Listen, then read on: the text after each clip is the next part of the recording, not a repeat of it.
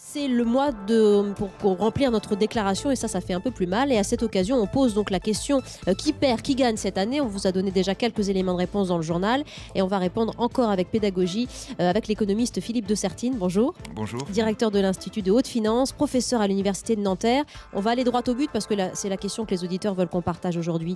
Les classes moyennes, c'est-à-dire 60-65% des salariés en France, sont-elles pour vous définitivement les grandes sacrifiées du début du quinquennat François Hollande?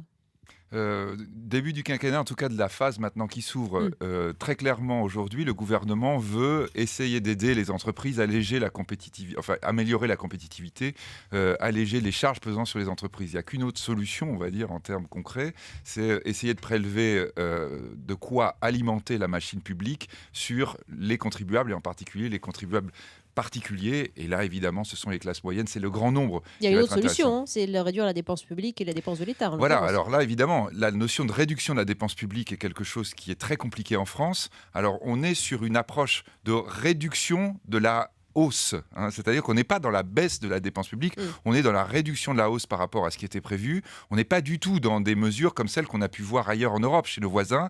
On est dans quelque chose où on veut essayer de peu à peu réduire le poids de la dépense publique, mais on n'est sûrement pas dans une grande révolution comme on pouvait l'attendre, c'est-à-dire une remise à plat de la dépense publique. Souvent, on utilise le terme de rabot d'ailleurs.